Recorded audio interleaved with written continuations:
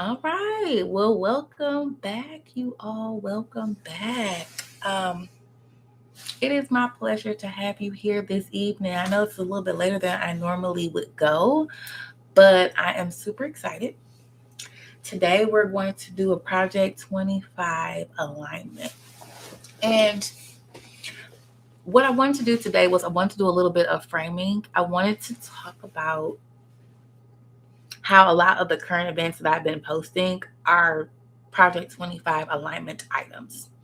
But I wanted to show you that in a more tangible way. I want to kind of show you how my mind kind of maps and does things. So right now what we're doing is a mapping.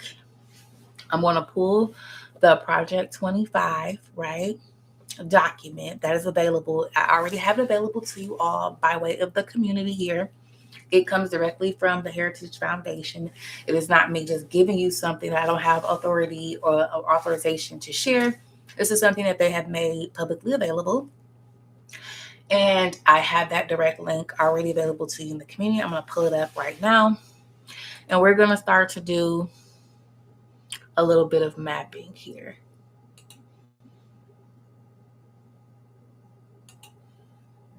Venezuela, right? As you can see on the cover, we have, okay? So we can see right here, I just started to put Venezuela in. And we can see that it pops up 19 times. These are some end quotes, so we can see that there is one additional reference that is an end quote. So in actuality, it's coming up 18 times directly in the body of the text. So once again, when we've been seeing current events, right? Pardon today, I'll have a little bit of Pedialyte as I read through because I'll be reading to you all quite a bit of content. I do believe that we should be able to get through this content in about an hour. Okay. I feel that that's something we should be able to do. That's something that we will do. Okay. So we're going to start off by showing you one. We just seen that 1, 2 were available in the notes section, right? Let's go back. So we can see that 2 of those title pieces are in the end notes. So that takes us, once again, down to 17. We'll see that when we get into the body of the text, you'll see that it's a little bit more robust. We'll do a little bit of contextualizing, which means I'll pull some information so we know exactly what we're reading. And we're not reading something like out of context. Okay, so this is the very first section for which Venezuela pops up. It pops up twice in the same paragraph. Now, let me also do just a little bit of framing about what you might see. I had a slight agenda here. So if you read the description, it talks about, we're going to pretty much read the inside of Project 25 with the specific focus on Venezuela because we know that's been in the news. That was also in the State of the Union address. They talked about some posturing there. And I want to just kind of map it directly so that you can see it. So we'll cover these sections, right? So I just want you to be mindful of these sections, right? The 5 priority countries, Venezuela is one of those, right? Western Hemisphere energy strategy, the INDA 243D visa sanctions, removal leverage, right? The coalition building language, regional security posture, and how Venezuela appears across foreign policy and immigration enforcement lanes. I thought that was very interesting. You'll find that Venezuela is actually indexed also under the ICE. So once again, we have so much alignment that is happening. And I thought it'd be really salient for us to just go ahead and look at it all at once. What I will do later is I will take some of those line items, those Project 25 alignment items, I will take some of those receipts and slap them right at the back as I chop up this live that we're doing right now. I'll do that later for you all just because I know that some people like to just grab and go. So you will have that available to you at a later time. But I thought it was just so important if you just could see the whole thing in real time. You see, I'm not doing anything to this document. This is not my document. This is clearly from Heritage Foundation. You see it right here. It's their static document. Okay, and once again, this is available to you in the community section, but you also can literally just put that title into Google and it'll pop up and be available to you online. Okay. So now let's get into these receipts, right? Because that's what you want. We saw that it popped up on, matter of fact, let's do this again, right? Popped up on page 14, I believe. So first pops up on page 15. Digital version is going to be page 47. To see what chapter or what section is immediately indexed inside of.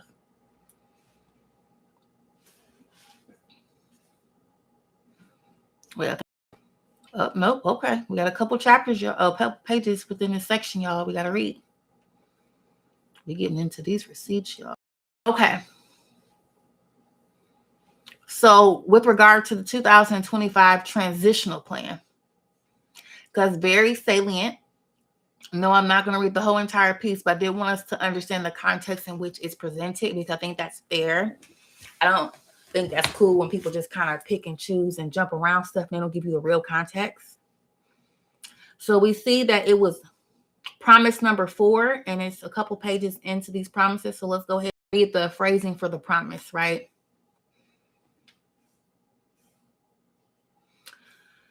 Okay, we are here.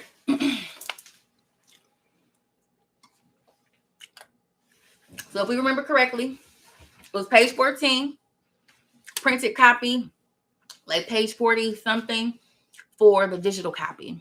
We are in the conservative promise section. We know that it was indexed under promise number 4. So it reads, the conservative promise. This volume, the conservative promise, is the opening salvo of the 2025 presidential transition project, launched by the Heritage Foundation and our many partners in April 2022. No, this is 2022. This is 2026.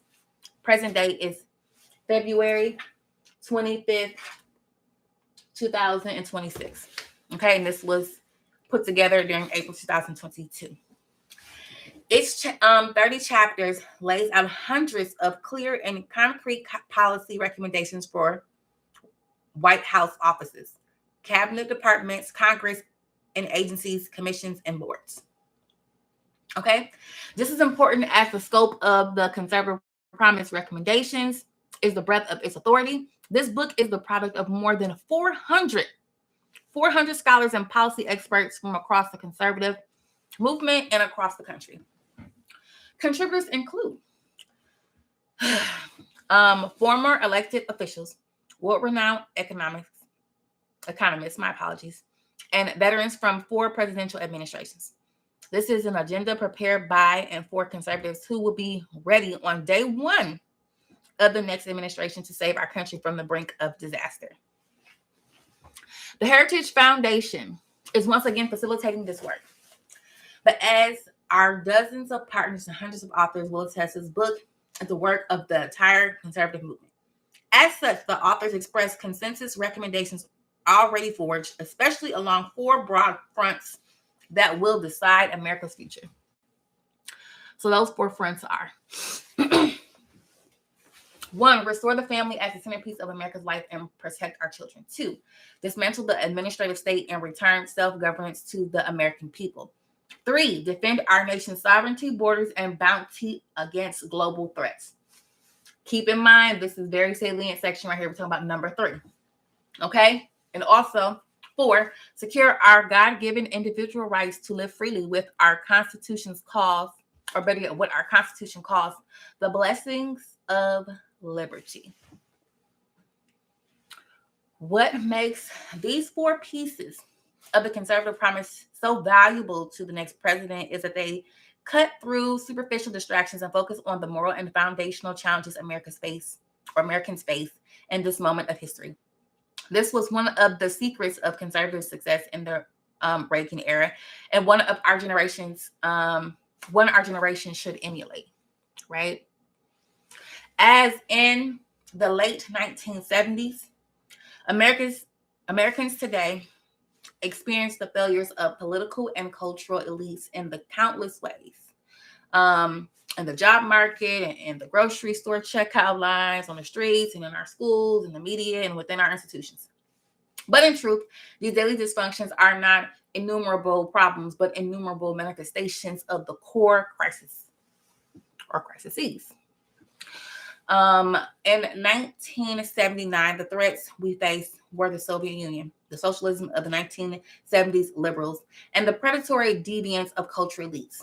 Reagan defeated these beasts by ignoring their tentacles and striking instead at their hearts.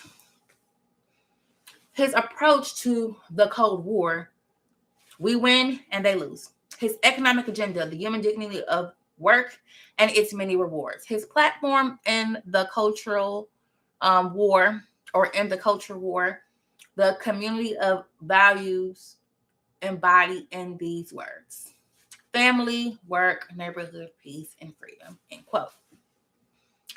This book and Project 25 as a whole will arm the next conservative president with the same kind of strategic clarity, but for the new age. Okay, so under that, we know that there were 4 promises. I'll just read the title of the first 3 promises to save us a little bit of time, so we can really jump into specifically where they reference Venezuela. Pardon me. I don't know about y'all, but my sinus is whipping on me, baby. Woo! So they have the 4 promises, right? The first promise is to restore the family as a centerpiece of American life and protect our children, right? We have seen a lot of discussion around that. So what those would be Project 25 alignment items. Okay. If you're ever interested in me going through and reading that, all you have to do is put a comment down here and I will respond to that. If you find that I'm not responding to your comment, it's probably because I'm researching and putting together some content to give you a video. So don't fret. I will be putting that together. Right? Just even right here, right? We have so many Project 25 adjacent items, right, with gender ideology and critical race theory. But we will index that so that we come back at another time. Because if we notice, I had put up some receipts relevant to this, right? Critical race theory, which they often refer to as the woke agenda in particular document. We have gender ideology, physicians reassigning sex to minors, right? There are some items I've uploaded, right? So I believe it was immutable sexes was a direct quote from one of the executive orders. So kind of just being cognizant of that. These are, once again, Project 2025 adjacent items. I don't want to say that something is automatically implementation, but we certainly see the legacy of that, right? I look at Project 25 as more so these are written as recommendations that appear to have been considered, right? Won't say that they're implemented per se, but okay, you see, right? Okay, I'm not just pulling this out of anywhere. So that was, once again, staying within the line of what we're discussing. That was, scrolling back up, right? Restore the family and as a centerpiece of American life and protect our children. We know that we have receipts in this area. If we want to spend some time to read the specific area, we can do that, but we'll do that another time. There is promise number 2, dismantle the administrative state and return self-governance to the American people. That is promise number 2. That is promise number 2. Once again, if you want us to read that here and present some receipts, just put a comment down and I will get to that. Y'all know I get to these receipts and I will certainly index and show you. Okay. I'm certainly seeing some line items that definitely look like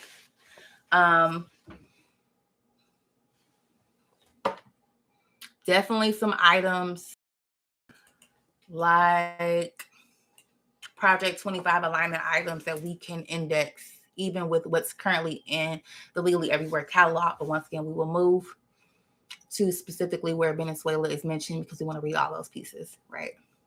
Because baby, I told you we get into the receipts, we're going to do it tonight.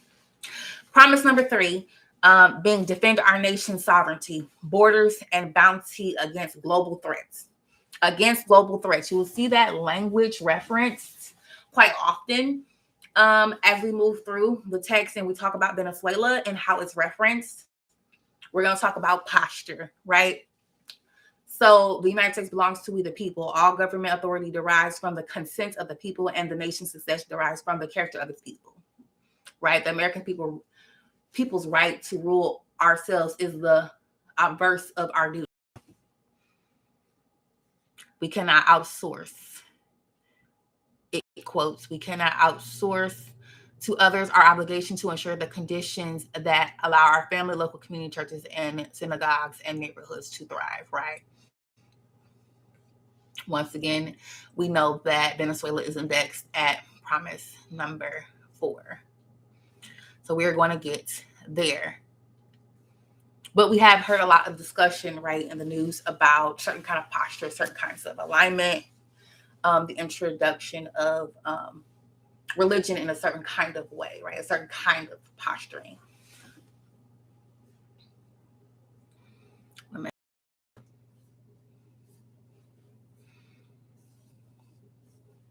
If I remember correctly, it said page 14. So I'm going to scroll up there and we're going to get time. We have arrived. Okay. So as we look, right, Venezuela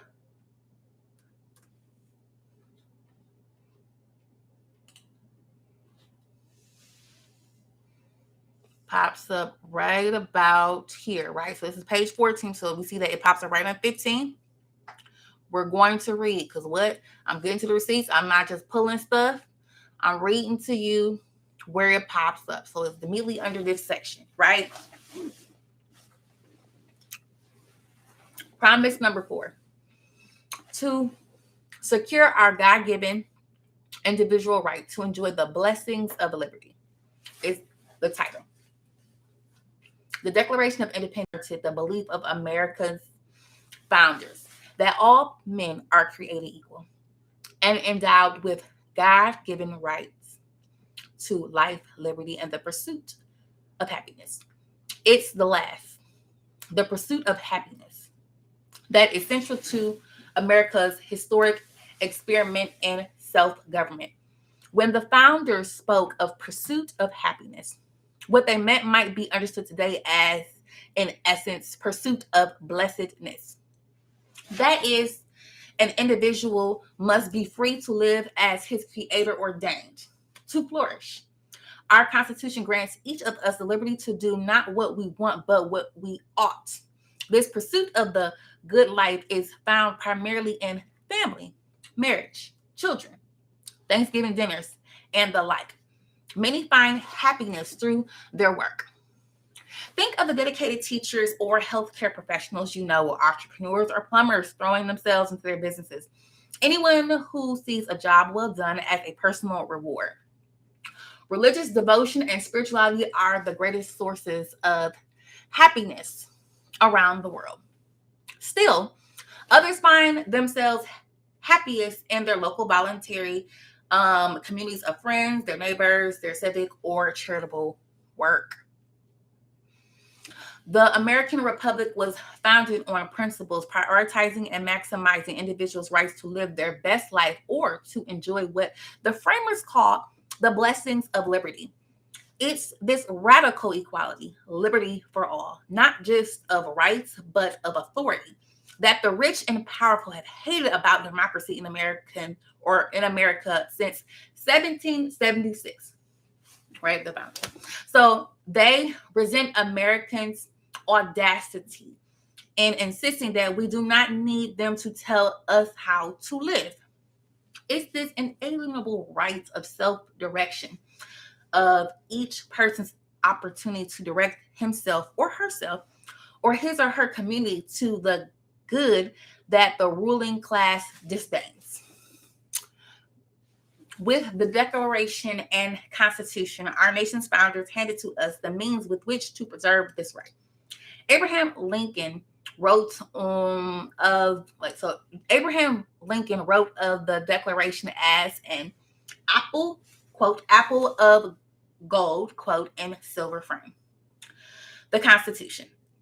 So must the next conservative president look to these documents when the elites mount their next assault on liberty.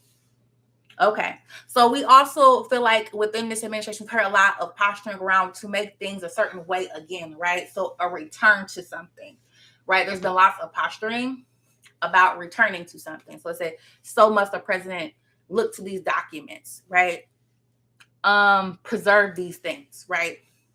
Posturing. This becomes what Project 25 posturing. Okay.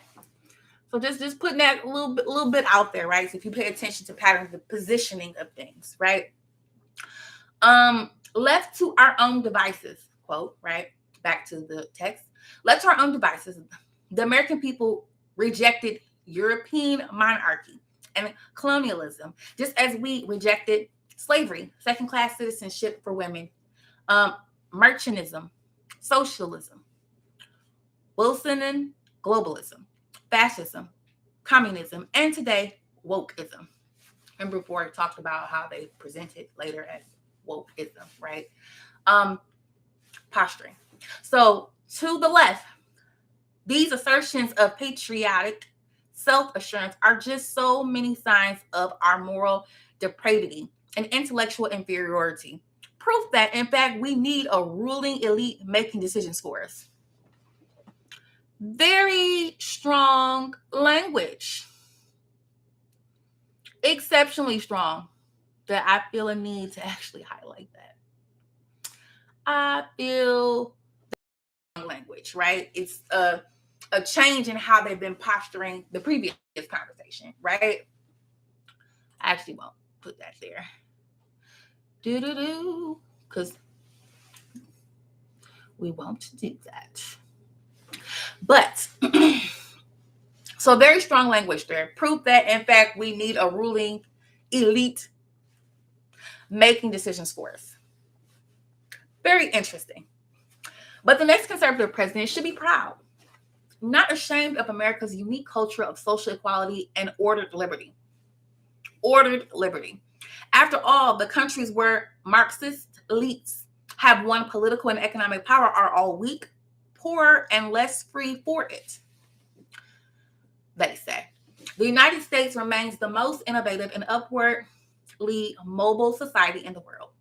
Government should stop trying to substitute its own preferences for those of the people. And the next conservative president should champion the dynamic genius of free enterprise against the grim miseries of elite directed socialism.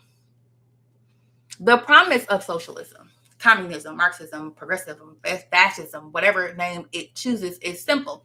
Government control of the economy can ensure equal opportunity for all. The problem is that it has never done so.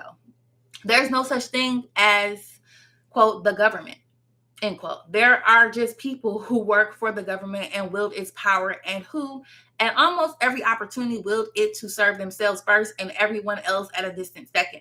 This is not a failing of one nation or a socialist party, but inherent in human nature. Nighttime satellite images, they say, nighttime satellite images of the Korean Peninsula famously show the free market South lit up, with home, businesses, and cities electrified from coast to coast. By contrast, communist North Korea is almost completely dark, except for the small dot of the capital city, Pyongyang, where a psychotic dictator and his cronies live. Okay, so that's very heavy and direct and specific with imagery and presentation of this specific area, right? Of this specific country, right? Very pointed, very pointed.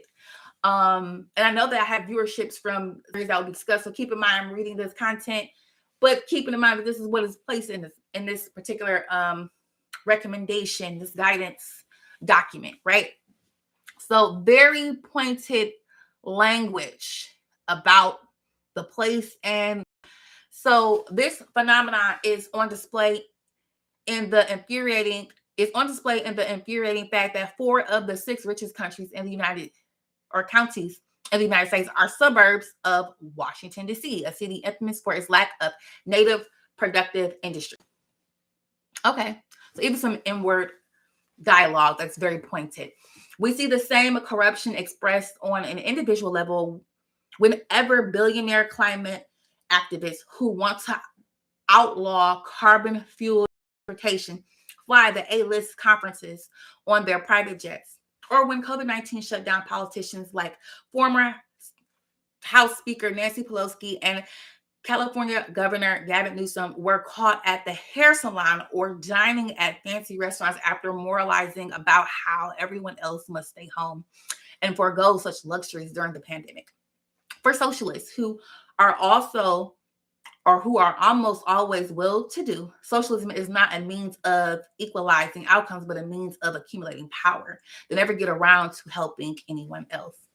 Very specific language, right?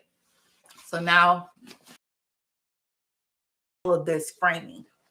The Soviet Empire, economic failure. North Korea, despite the opulence of its tyrants, poorest nations in the world. Cuba is so corrupt that its people regularly to escape to Florida on rafts. Venezuela was once the richest nation in South America. Today, a decade after the Marx dictator took over, 94% of Venezuelans live in poverty.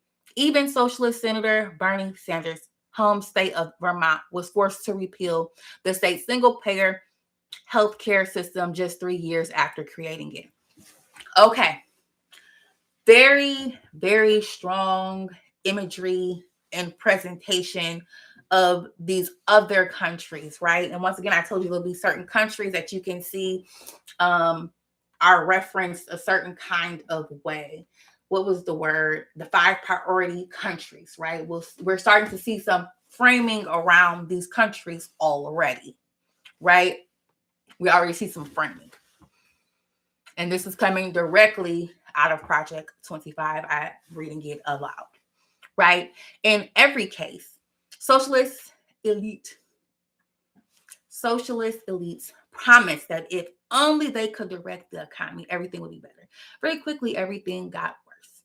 In socialist nations after socialist nations, the only way the government can or could keep its disgruntled people in line was to surveil and terrorize them. They stay. By contrast, in countries with a high degree of economic freedom, elites are not in charge because everyone is in charge, right? So they say elites are not in charge because everyone is in charge. People work, build, invest, save, and create according to their own interests and in service to the common good of their fellow citizens. There is a reason why the private economy hews in the maxim, the customer is always right. While government bureaucracies are notoriously user unfriendly, just as there is a reason why private charities are cheerful and government welfare systems are not. It's not because grocery stores clerks and PTA moms are good and federal bureaucrats rather are bad. It's because private enterprises, for profit or nonprofit, must cooperate to succeed.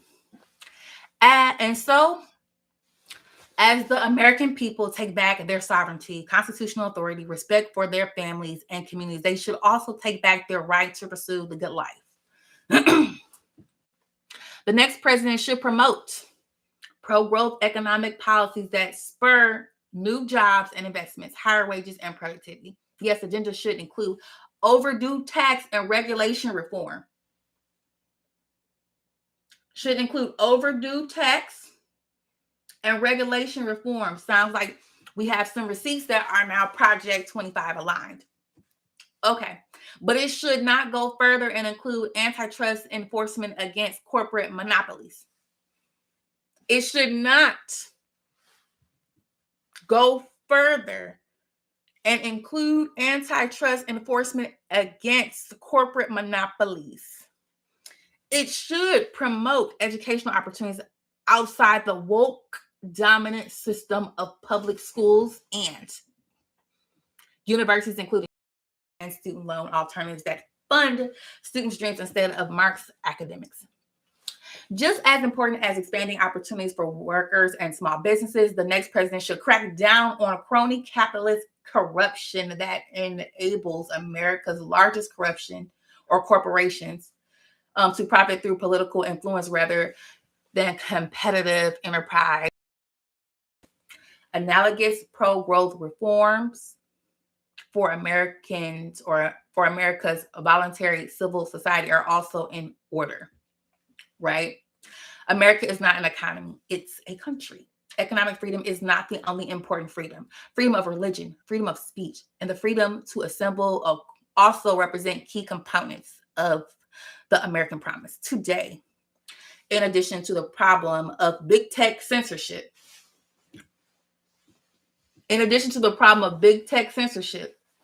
Project 25 alignment, you guys. Project 25 alignment. We have several receipts, several recent news articles. We've had a lot of conversation about deep fakes and different things like that popping up in the news, right? Project 25 alignment. Current conversation about the Grutter, that Elon Musk product, right? The censorship, right? Happening in multiple countries. There's a news that came out about this very specific AI, and there was a conversation about limiting access. The problem is so many Reuters articles have been coming out today. I don't even know if I could locate that one. Let me just pull it up. If I see the name, I'll know exactly. I know it started with a C.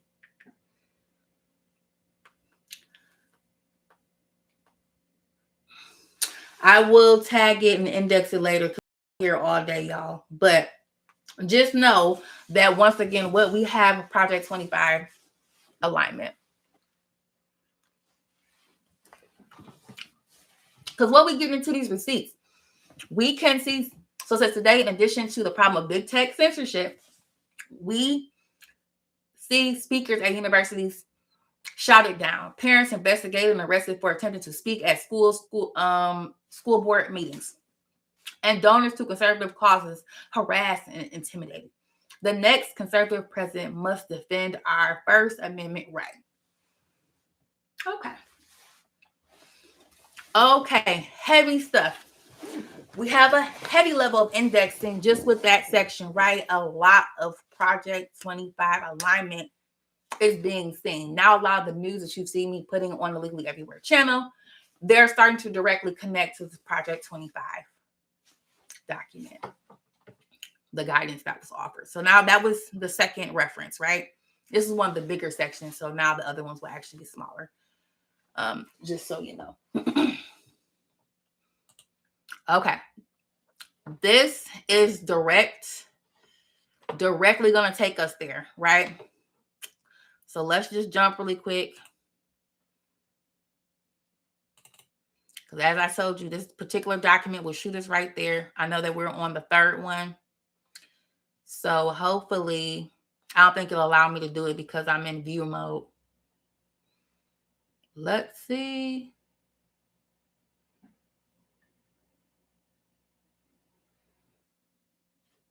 Let's see, you guys. Is it going? I know you should be able to see, like right here, there is a link. It doesn't appear to be letting me do that. But if you go touch the document, these are direct links. These are direct links. Okay?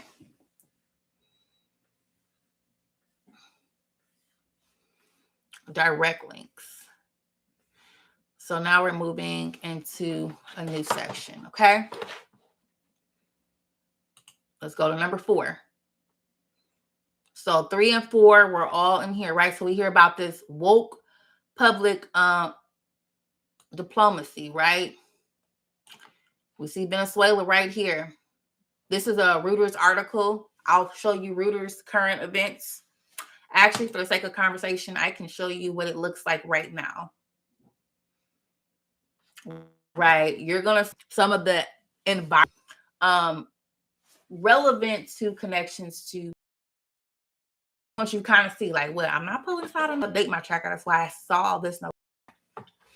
So taking this up, we see Venezuela is on page in the digital copy. The digital copy is what I had be accessible. This should be the ICE section. I told you it was very interesting that Venezuela was indexed under the ICE section. We've also covered that content. I have a lot more receipts I haven't put up yet. I'm really big on packaging, so I wanted to give that a moment. But yeah, we definitely talked about this portion right here before, okay? So I'm scrolling through. Okay, so here we go. We're under the U.S. Immigration and Custom Enforcement. So this is ICE. Needed reforms. Since the formation of DHS ICE, increasingly been tasked with auxiliary missions that have little or nothing to do with their either immigration or custom enforcement. To return ICE to its primary mission, any new administration that wish to restore the rules of law to our immigration enforcement efforts should order ICE to stop closing out pending immigration cases and apply the Immigration National Act, INA, as Congress. Right? They said the Biden administration closed out tens of thousands of immigration cases that had already been prepared and were slated for expedited removal process or hearing before the U.S. Immigration Court. The misguided action constituted as egregious examples of lawlessness that allow thousands of illegal aliens and other immigration violators to go free in the United States. The next portion is direct ICE to stop ignoring criminal aliens identified through the 287G program. We have discussed the 287G program before, right? We went and looked at MOUs on this YouTube channel, right? Feel free to go look at that video. It's a quick walkthrough of the website and just looking at some of those MOUs that they have available, public information. Ultimately, it states, Congress should prevent ICE from ignoring criminal aliens identified by local law enforcement agencies that are partnered in the 287G program. However, before congressional action, ICE should be directed to take custody of all aliens with records for felonies, crimes of violence, DUIs, previous removal, and any other crimes that is considered a national security and public safety threat as defined under current laws. Okay? Very interesting. Eliminate T and U visas. Very, very interesting. Very interesting. Eliminate T and U visas. Victimization should not be a bias for an immigration benefit. If an alien who was trafficking or a crime victim is actively and significantly cooperating with law enforcement as a witness, the S visa is already available and should be used. Pending elimination of the T and U visa, the Secretary should significantly restrict eligibility for each visa to prevent fraud. Very interesting. Issue clear guidance regarding detention and bond for aliens. I don't like the term alien, so apologies if I kind of delay or sound stuttered. I usually just flip it to a different, term, but I'm going to read it as written. Thousands of illegal aliens are allowed to bond over immigration detention only to disappear into the interior of the United States, where many commit crimes and many others disappear, never to be heard from again. This occurs primarily because of poorly worded bond regulations, contradictory bond policy memoranda, and poor practice for managing release aliens and the alternative detention, so the ATD program, which requires significant reform. Prioritizing national security in the student and exchange visitor program, so the CEVP. ICE should end its current cozy deference to educational institutions and remove security risks from the program. This requires working with the Department of State to eliminate or significantly reduce the number of visas issued to foreign students from enemy nations. Okay, once again, posturing. Very important when we talk about posturing because it's saying enemy nations, okay? And most of the foregoing could be accomplished rapidly and effectively through executive action. We're talking a lot about executive action with posturing, but this is specifically saying it's calling for executive action that is both lawful and appropriate. Additional, ICE should clarify who is responsible for enforcing its criminal and civil authorities. It should also remove self-imposed limitations on its nationwide jurisdiction. Okay, so we're going to kind of move forward through this. I want to address some of the other direct pieces with the Venezuela content that we've been posting, a lot of the ICE things that we have been seeing. There is mapping that can happen to Project 25, right? Venezuela is very specifically being placed under this category. So I wanted to give us a little context as to what's happened. So now I'm going to just read some of the titles, and if we want to go back in, we come back in and read that another time. I don't want to inundate you and overstimulate people with so much information. So I'm going to read now just those titles, and then we're going to jump right back to where Venezuela is indexed. The role of ICE deportation officers should be clarified, right? So we have looked in and saw the qualifications, that requirement at that time, that is also found on this Legally Everywhere page. So go look at that video, right? All ICE memoranda identification sensitive zones where ICE personnel are prohibited from operating should be rescinded. Rely on good judgment of officers in the field to avoid inappropriate situations. Tell me that don't sound Project 25 aligned with some of the things we've been seeing, right? We're seeing it right here, right? Interesting, right? To maximize the effective or the efficient use of its resources, I should make full use of existing expedited removal authority. Expedited removal authority. Okay, and then they have new policies, right? We're not going to hop into all of that. They're talking about Congress should mandate and fund an additional bed space. Project 25 alignment, you guys, should mandate and fund additional bed space for detainees, right? Because we've been talking, or better yet, they've been talking a lot about detention centers and places that have been purchased and for utilization, right? I have actually been, collecting receipts and talking about it since probably June of last year, when it first was kind of being presented, before it is presented as it has been presenting, present day, right? Project 25 alignment items. So a lot of receipts we have can be mapped, right? It said Congress should fund ICE for at least 20,000 ERO officers and 5,000 Office of Principal Legal Advisor, so attorneys, right? We can look through ICE's, or to look through the ICE section in detail at another time, but for the moment, going here. So we're gonna click this one just so we can get right to the section where this is popping up. Wait a minute, that's a new section. Don't want to miss 6. Under this new policy, so to advance the national interest, the 3 core immigration agencies, the UC or the USCIS, ICE, and CPD, should remerge and have immigration elements outside of DHS, or as ORR of HHS included. The fragmented immigration enforcement framework that developed in the wake of the Homeland Security Act has weakened each agency and should be remediated. Ooh, tongue twister. Not really, I just need to sip of water. So it should be remediated. Combine these critical agencies would strengthen their capacity or capabilities, ensuring cooperation and promote information sharing, agency responsibilities, and the delineation of authorities, such as inconsistent use of deferred action and issuance of NTAs by each agency, have long been a point of contention that would address much more easily if they were recombined into a single entity. Alternatively, new policies for the agency as it currently exists should focus on matters that can be addressed through administrative action, right? Through administrative action, which sounds like they're asking for an executive action. The workforce should be realigned and, as necessary, retrained on base eligibility and fraud detection rather than speed and process. Okay, because we heard If you watched the State of the Union last night, they talked about some fraud detection and certain things, right?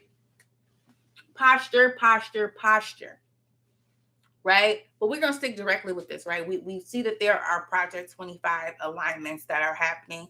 And when I re-chop this up later, I'll add the receipts right behind so you can see visually what I'm talking about if you're not familiar with some of the current events that I'm referencing.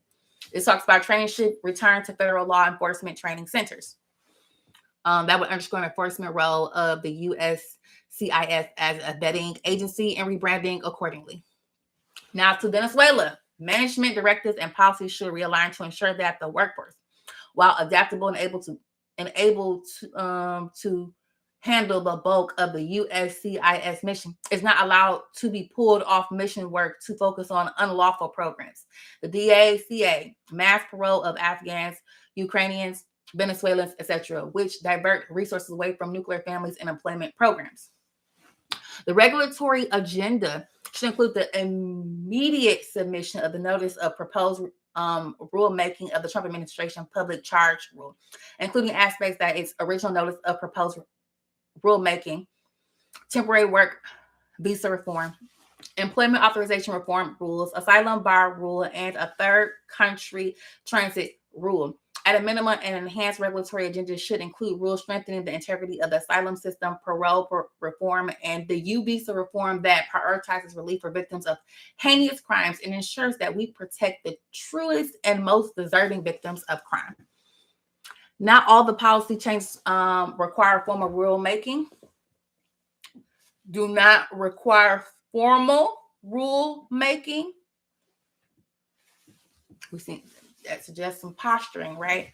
We'll just stick with that piece. I'll put a tag and a pin in that. However, as internal guidance documents are generally exempt under Administrative Procedure Act.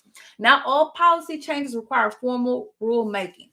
However, as internal guidance documents are generally exempt under the Administrative Procedure Act, APA. In this sub-regulatory space, USCIS policy memos and operational guidance should reduce the validity of the employment authorization document and end the COVID flexibilities, including the reliance on biometric reuse. USCIS should also enforce existing regulation by rejecting incomplete applications, petitions, ensuring both that they are completed before accepted for filing and the FDNS sign off on all approved applications and petitions before approval notices are sent to the alien or petitioner, right? Other efforts should be focused on adjudication standards returning to nearly 100% interview requirement for all appropriate cases. So they wanted the incoming administration should spearhead an immigration legislative agenda focused on system that rewards high-skilled aliens instead of the current system that favors extended family-based and luck-of-the-draw immigration. To that end, the diversity visa lottery should be repealed. Chain migration should be ended while focusing on the nuclear family, and existing employment visa programs should be placed with a system to award visas only to the best and brightest. Okay. Internal efforts to limit employment authorization should be matched by congressional action to narrow statutory eligibility to work in the United States and migrate unfair employment and competition for U.S. citizens. We heard a lot of posturing about making sure that certain things were for U.S. citizens, right? That's something we have consistently heard in discussion by the executive. So kind of looking at this, right? We see that there's some alignment with some things, but we want to go directly to some receipts. So we have read text before and after, so I'm not just picking this one random thing for shock factor, right? We are nearing to the end that I'll pretty much be covering. And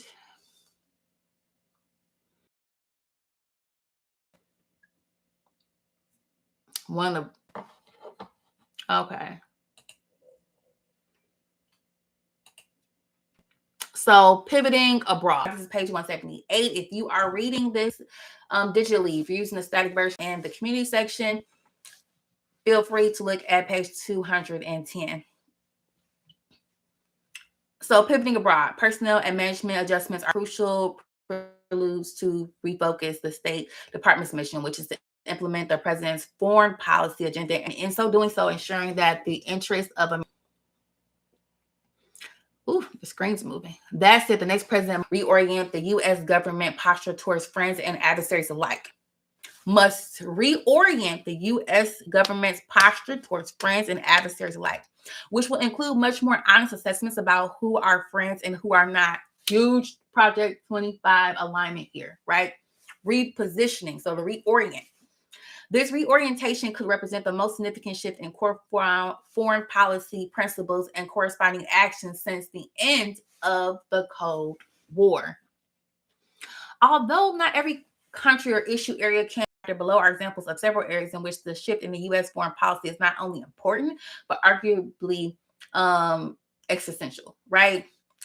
The point is not to assert that everyone in the evolving conservative movement, or in some cases, the growing bipartisan consensus, will agree with the details of this assessment. Rather, but is presented below demonstrates the urgency of this issue and provides a general roadmap to analysts. In a world on fire, a handful of nations require heightened attention.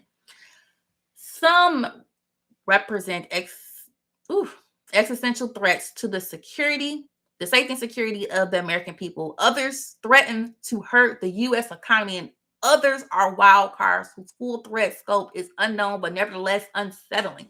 The 5 countries who the next administration should focus on its attention and energy on are China, Iran, Venezuela, Russia, and North Korea. I'm going to read that again because that is the huge alignment. If we look at recent news and the posture between the United States and other countries, we see that there is a very strong theme, very strong pattern of posturing with these 5 countries.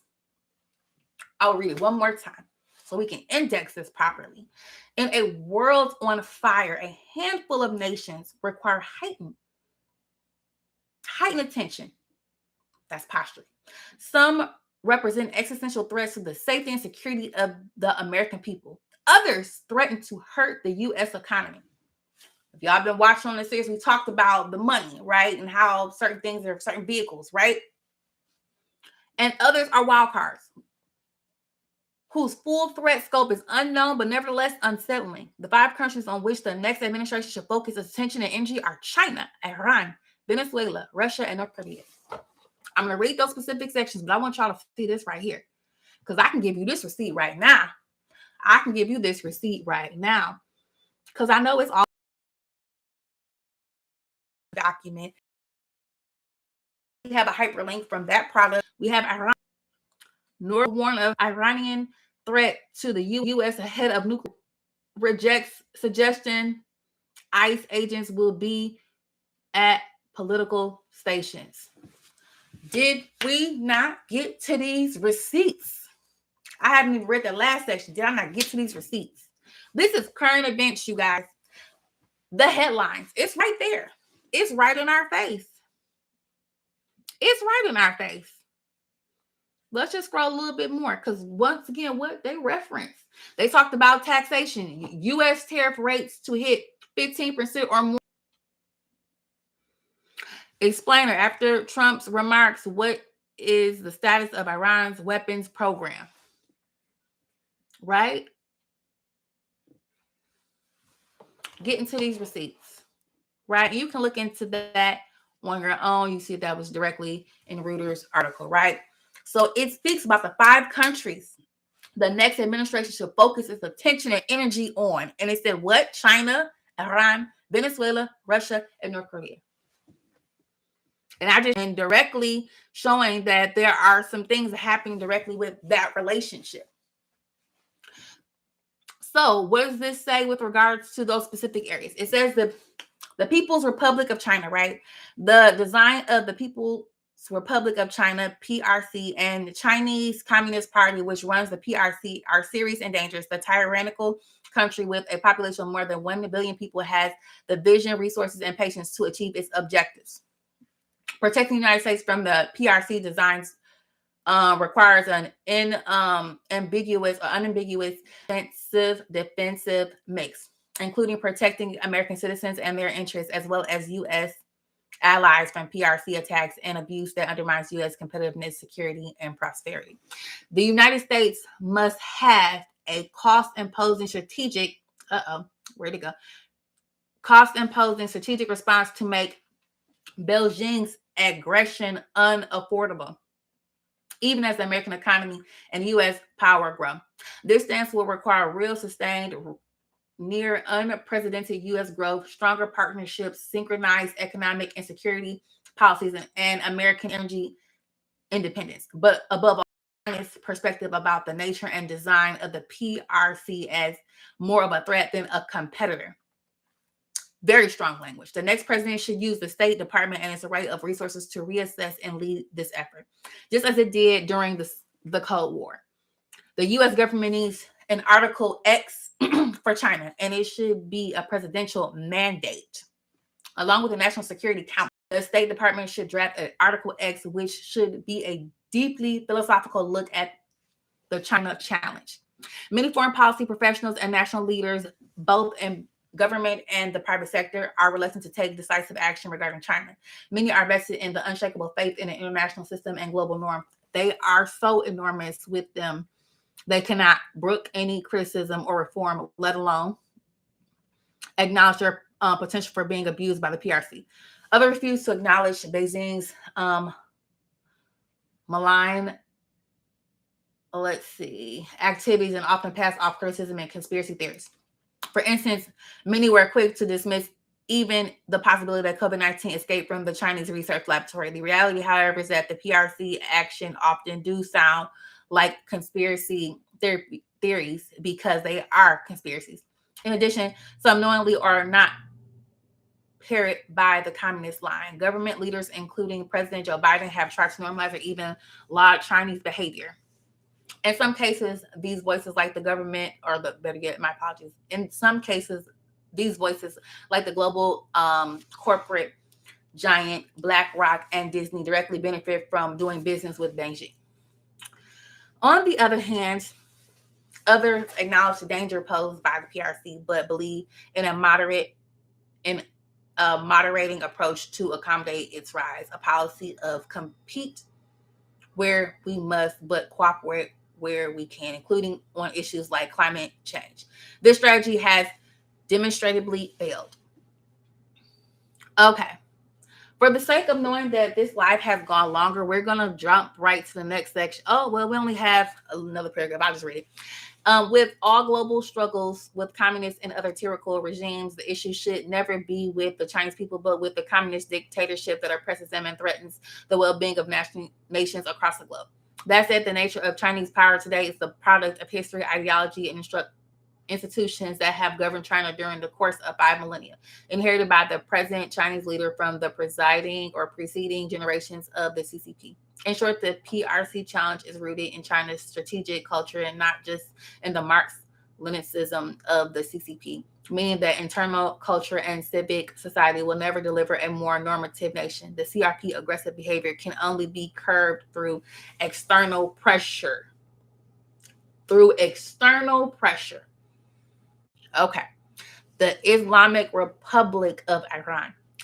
So, the ongoing protests in the Islamic Republic of Iran, which they quote as Iran, which are widely viewed as a new revolution, have shown that the Islamic regime, which has been in power since 1979 with, I'm going to butcher this name, Ayatollah Khomeini, became the leader. It is its weakest state in its history, and it is at odds not only with its own people, but also in the regional neighbors. So also with its regional neighbors. Iran is home to a proud and ancient culture, yet its people have struggled to achieve democracy and have had to endure a hostile theocratic regime that vehemently opposes freedom. The time may be right to press harder on the Iranian theocracy, support the Iranian people, and to take other steps to draw Iran into the community of free and moderate nations. Unfortunately, the Obama and Biden administration have propped up the brutal Islamic theocracy that has hurt the Iranian people and threatened nuclear war. For example, the Obama administration's 2015 Joint Comprehensive Plan of Action, commonly referred to as the Iran nuclear deal, gave the Islamic regime a crucial monetary lifeline after the Green Movement protests in 2009, which, while ultimately unsuccessful, did succeed in weakening the regime and slowing, or better yet, showing the world that younger Iranians want freedom. So instead of,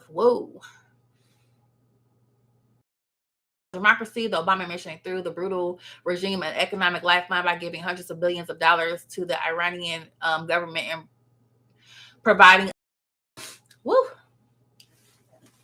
This economic relief did not moderate the regime, but emboldened its brutality, its efforts to expand its nuclear weapons program, and its support for global terrorism. Former President Obama had admitted his lack of support for the Green Movement during his administration was an error and blamed it on poor advisors. Yet those same advisors are involved in the Biden administration's insistence on reducing pressure on the theocracy and resurrecting a nuclear deal. The next administration should neither preserve nor repeat the mistakes of the Obama and Biden administrations. The correct future policy for Iran is one that acknowledges that it is in U.S. national security interests, the Iranian people's human rights interests, and a broader global interest in peace and stability for the Iranian people to have the democratic government they demand. This decision to be free of the country's abusive leader must, of course, be made by the Iranian people, but the United States can utilize its own and other economic, diplomatic tools to ease the path towards a free Iran and renewed relationship with the Iranian people. Project 25 alignment, right? Because we know that there was a special, let's say, grouping or council that was put together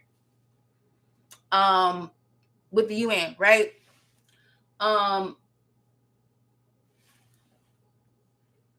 But even aside from that, we saw there are other pieces of news that directly align with this.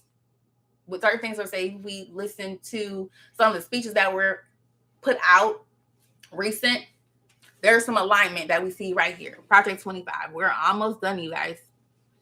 The Bolivarian Republic of Venezuela.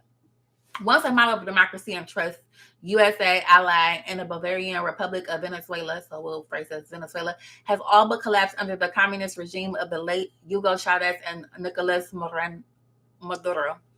In the 24 years since Hugo Chavez was first elected Venezuelan president in 1999, the country has violently cracked down on pro-democracy citizens and organizations, sharing its once oil-rich economy, empowering domestic criminal cartels, and help fuel a hemispheric refugee crisis.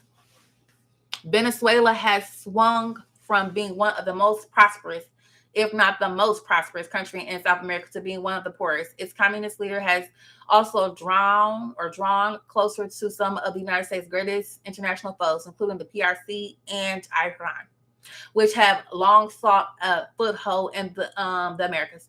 Indeed, Venezuela serves as a reminder of just how fragile democratic institutions that are not maintained can be.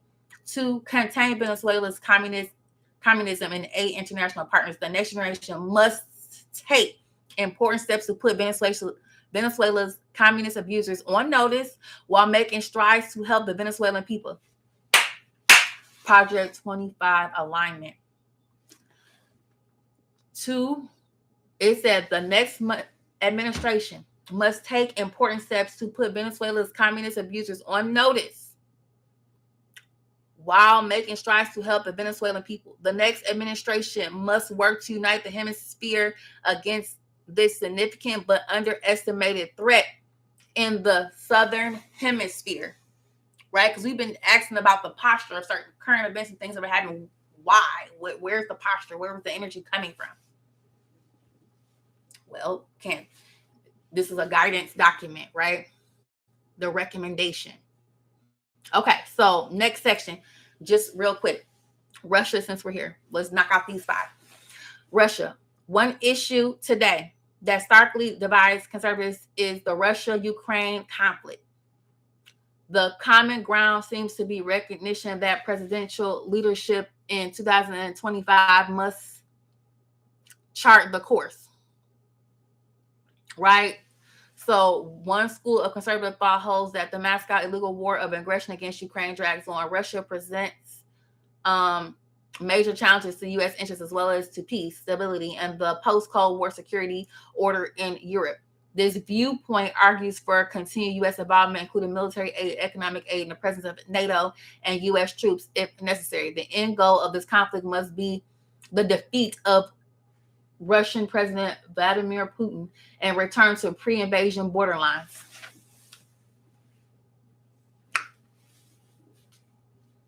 Another school of conservative thought denies the U.S. Ukrainian support is in the national security interest of Americans at all. Ukraine is not a member of NATO alliance and is one of the most corrupt nations in the region. Very strong language. European nations directly affected by the conflict should aid in the defense of Ukraine, but the U.S. should not continue its involvement. The viewpoint desires a shift into the conflict through a negotiated settlement between Ukraine and Russia. We know current events, so we know this is Project 25 aligned, right? So the tension between these competing positions has given rise to the third approach. The conservative viewpoint eschews both isolationism and interventionism. Rather, each foreign policy decision must first ask the question, what is the interest of the American people? U.S. military engagement must clearly fall within U.S. interests, but fiscally responsible, and protect American freedom, liberty, and sovereignty, all while recognizing communist China as the greatest threat to the U.S.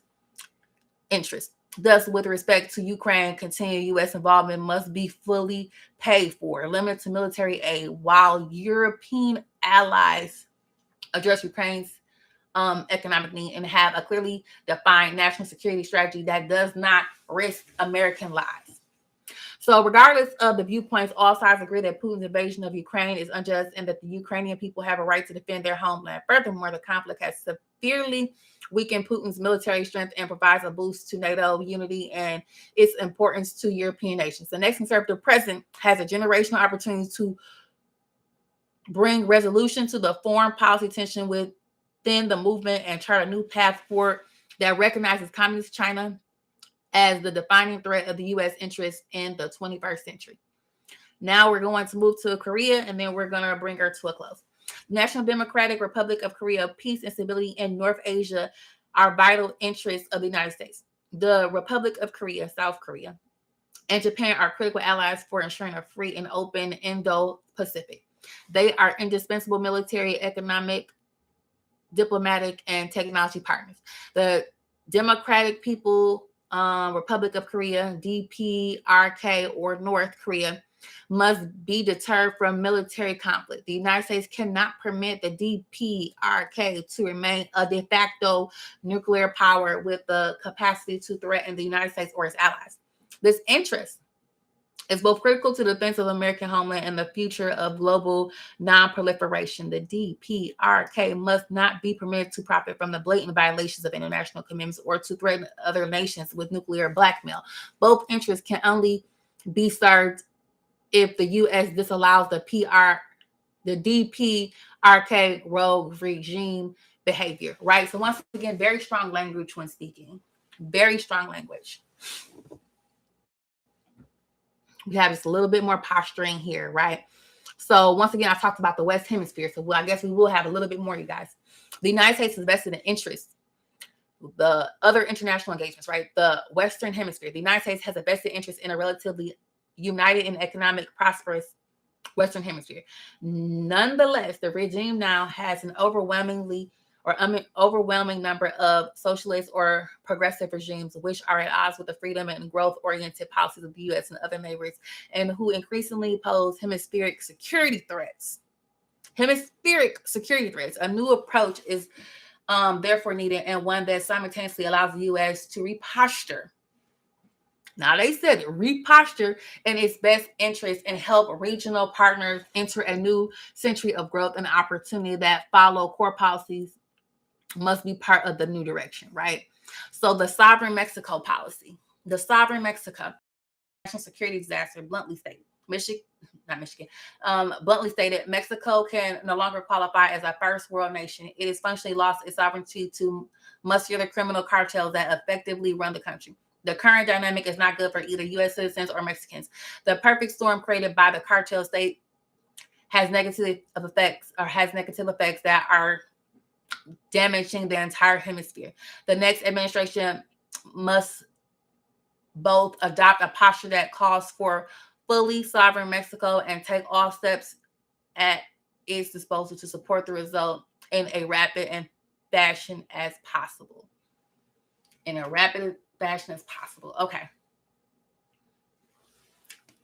So keep in mind, this is the Project 25 recommendation for this new direction. Additionally,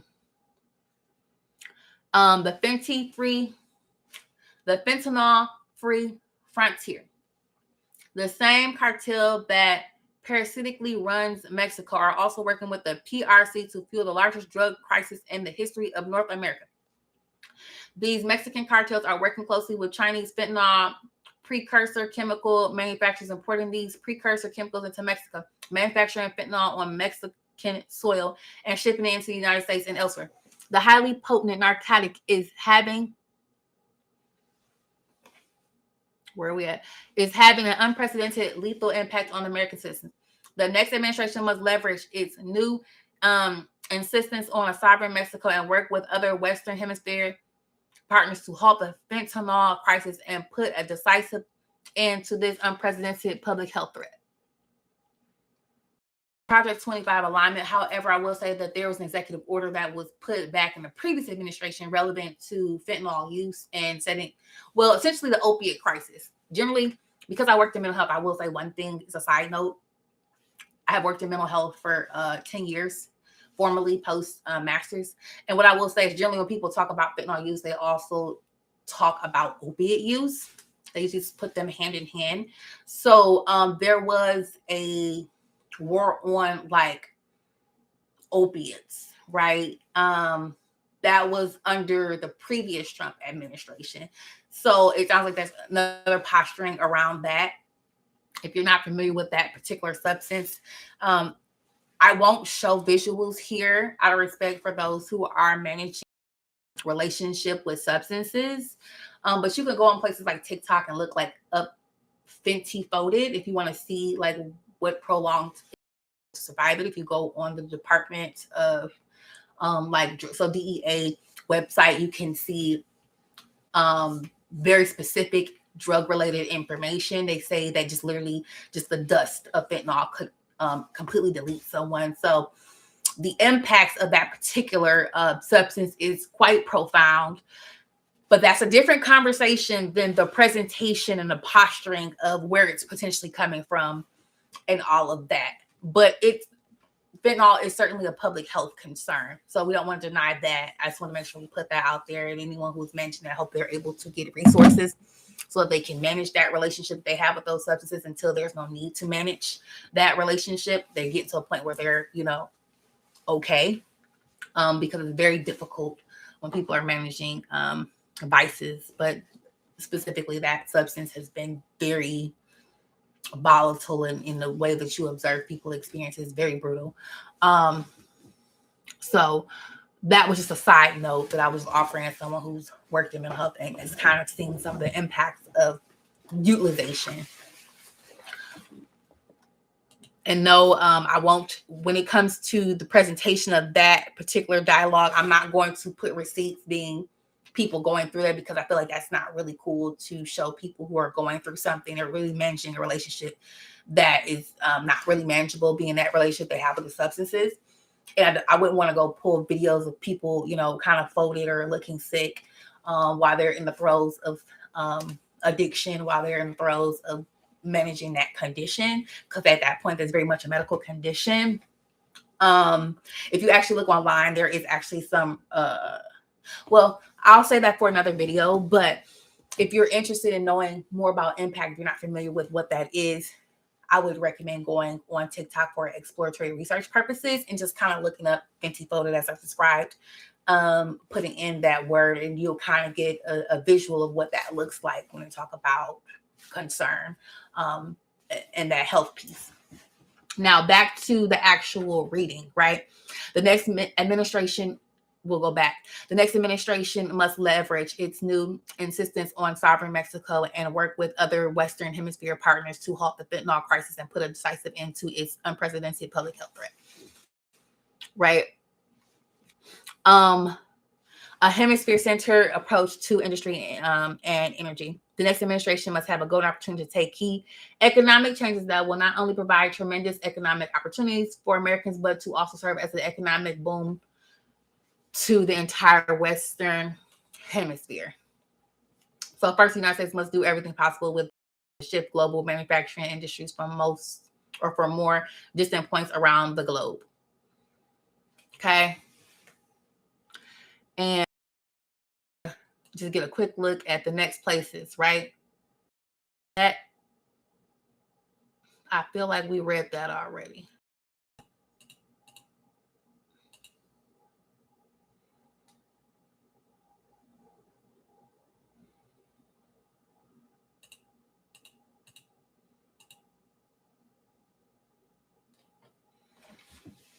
Okay.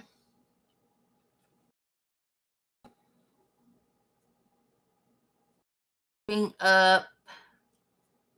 But I just want y'all to kind of region Asia, that you can see as far as posture, right? The way that things are being brought up, the guidance that was offered, all of that, right? Because it's so salient, and we can see real time. They talked about 5 priority places, right? 5 priority places, and current events align very close.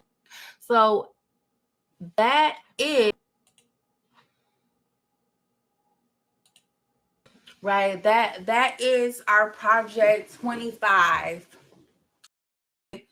What does Project 25 say about Venezuela? That very clearly. I didn't want to keep you too long. I promised that I wouldn't do more than 90 minutes, right? I promised myself. That's who I promised, right? But once again, just to kind of recap, because I said instead of me just trying to throw a whole bunch of stuff in the back, so I said, wait a minute, let me show you. Let me show it to you.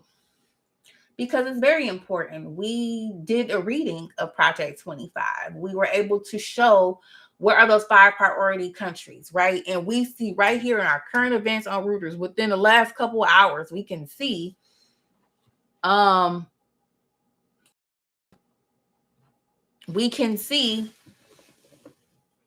those 5 countries and certain dynamics directly with those 5 countries, right? We can see it. I don't have to go digging for those receipts. It was right there. We talked about the Western Hemisphere energy strategy, right? We talked about that visa sanction, or more so like visa sanctions and removal leverage that was kind of introduced as guidance, right? Coalition building language.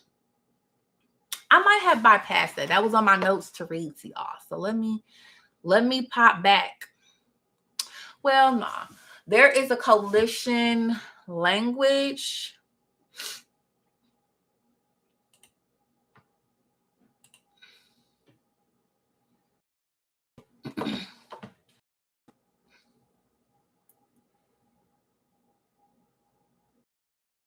A local approach to security threats. Western Hemisphere nations probably have stronger cultural and historical ties to the United States than most other countries and regions in the world. Yet Central and South America are moving rapidly in the sphere of anti-American external state actors, including the PRC, Iran, Russia, and specifically countries in the Americas such as Venezuela, Colombia, Guyana, Ecuador, and other increasingly regional security threats in their own right, and are vulnerable to hostile extra continental powers. The U.S. has an opportunity to lead these democratic natures to fight against the external pressures of threat from abroad and address local regional security concerns. This leadership must span all tools at the disposal of the U.S. allies and partners, including security force cooperations, right?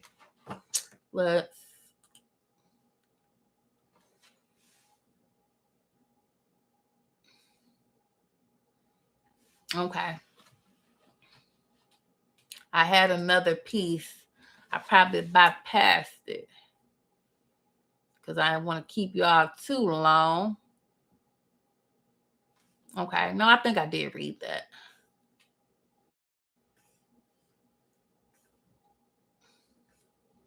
All right. We are right on target, y'all. What?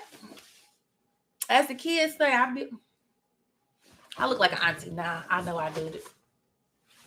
But the beauty in all of that, right, was that we were able to make a high level connection, right? We kind of just did a live demonstration of like the mind mapping that I have where I'm like, hey, wait, boom, boom, boom.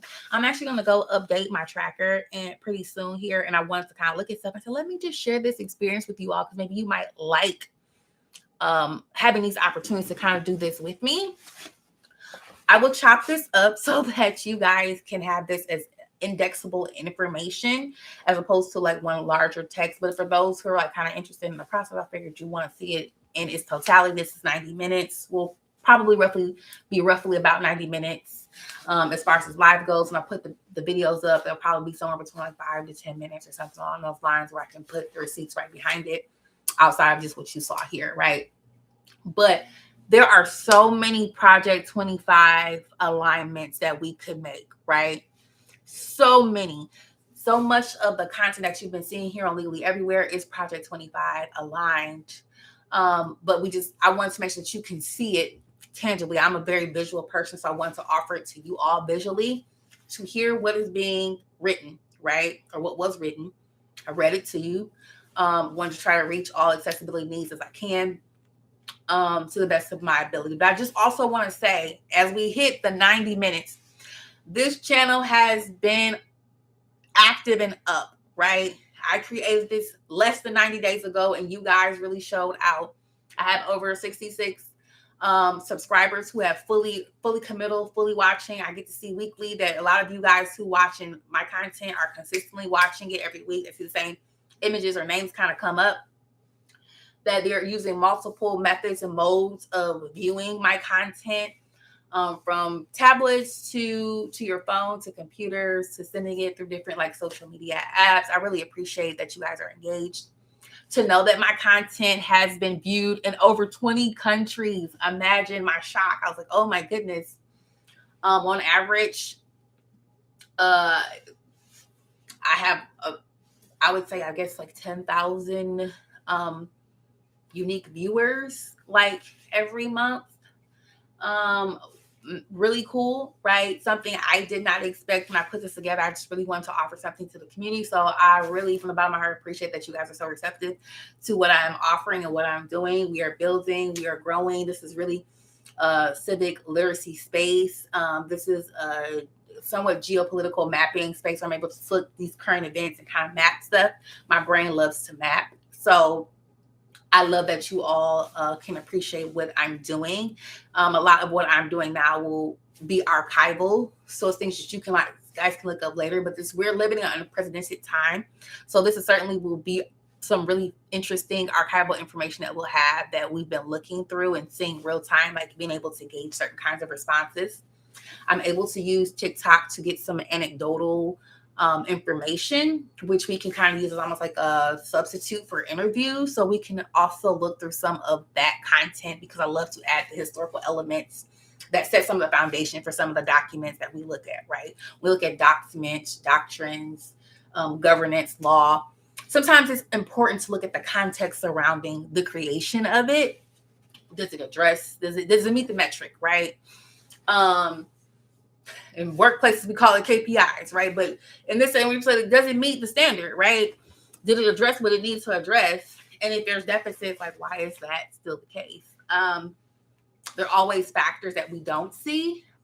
So you'll also find on this page a lot, we talk about power dynamics and how that enters the chat. So once again, we saw a lot of posturing. We saw a lot of strong language. We see a lot about power dynamics, right? I see you as a threat because you have some power. So I want to reposition certain things so that you can't cause harm, whether to my economy or, directly physical to person, right?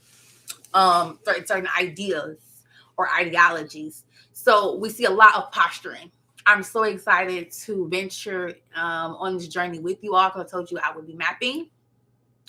I would share that experience with you guys. So for those who were able to watch this live and stay up with me, I appreciate it. I will be bringing it to a close this evening. But once again, if you like this kind of content, please subscribe. Right? Stay tuned. I know some people are like, hey, before I'm committed, I need to try it out. Continue to peruse through. That's why I set it up the way that I set it up, that there are multiple playlists so you can pull from whatever best suits your needs. I try to incorporate as many accessibility functions into what I do as I possibly can. So sometimes I present information in different ways so I can reach different people. My goal is to just make sure that the information is accessible, because the information that I present is always in public domain. But just because it's in public domain doesn't mean that it's accessible to you, right? It's not a resource unless you know how to use it. So we want to make sure these resources are accessible and digestible to the everyday person. Most people weren't going to sit there and read Project 25, but now that I've read it to you, hopefully you're a little bit more interested in to go try to read it for yourself and figure out how you want to use that or what you want to do with that information and that knowledge. Some people, like a previous live I did, some people probably don't want to sit and read the Supreme Court opinions, but once you heard it, you realize, it's not that intimidating to read, or it's not that uncomfortable. I could kind of get it. I might do that more often when people give me all these news articles, and some people are fear mongering or trying to clickbait. You're like, you know what? I'm just going to go look the article up and read it for myself. And feel informed. If you don't physically feel like you want to read it, you can have your screens. They have all these accessibility features now. You can have the screen read it to you. Your phone often will read it to you. However you need to consume that content, as long as you're getting that information so that you can be informed. So when it's time for you to engage in your civic duties, you're able to do that no matter what system you're in, right? Because now I realize I'm talking to people from 20 different countries. You might not necessarily follow the U.S. system or even common law. There are some places that are not common law. They're civil law systems. So maybe you have some things that are different. You're doing comparisons. You know that I do a lot of comparative law analysis here because that's one of the areas I want to focus in as a law student, international law student. Two of my main primary areas of focus is comparative law and ADR. So alternative dispute resolution. That's something I've already been doing for 4 years as a mediator in my state, and actually completing the process to be a mediator in another state. So very interested in continuing doing this kind of content live and chopping it up so that we can kind of see the segments. So you notice I kind of did a little indexing and segmentation while I was speaking so that we can chop that up and it be digestible for you in smaller bite sizes, right? You don't just jump into a whole steak, right? You want to just get a little bit here and there. You can always take the steak and go through it as you need to, right? You only take it bite by bite. But some people just say, hey, I just want this little quick sampler and that's all I want. However you want to consume it, that's up to you. But know that I'm doing my best to present the information to you in the most appropriate way that I can. So sometimes I have receipts I don't bring to y'all because I want to marinate on it, right? I want to meditate, think about how I want to present it because the packaging is so important to me. It was really important to me that I had some time to just sit, read this, talk to you guys on the live. I look forward in the future when we have a little bit more viewership so I can have moments where I can talk to you guys live and engage and answer questions, because sometimes I have a lot of information in my head. I would love to have a question. I could just pull it up and show you. I do have my tracker up where I can show you certain things, but irregardless of that, this has been fun this evening. I really look forward to when I can chop this up and put it online and see what you guys have to say at that time. This is Literally Everywhere, where we are looking into everything. Thank you so much for spending your time with me here. I look forward to seeing you in the next video. Because we doing comparative law, right? We are comparing what happens in different spaces. Why do people do things differently? Are we going to earmark best practices potentially? Is this something that we can do here? Or is this maybe just that works in their system because they have X, Y, and Z in place? So sometimes we'll also look at historical information to have some real true foundation. We're going to look at power dynamics, right? How does that affect situations? We have so many things that we do here that's really interesting and unique, something I hadn't seen in other places, and I want to contribute to the space. So now I'm finally signing off, y'all, for real. Because I always joke and say y'all had me by the edges, but baby, that was a lot of reading. I thought my little Pedialyte was gonna be gone, y'all. So it's literally everywhere. We're looking into everything. I wish you all a wonderful day, evening, morning, or whatever time of day it is. So salutations and however you greet people where you're from. But I wish you well. Thank you so much for staying tuned and following this content, because it really does mean the world to me that you guys are supporting what I'm doing. Once again, you have a wonderful day, and I'll see you in the next video. Next time.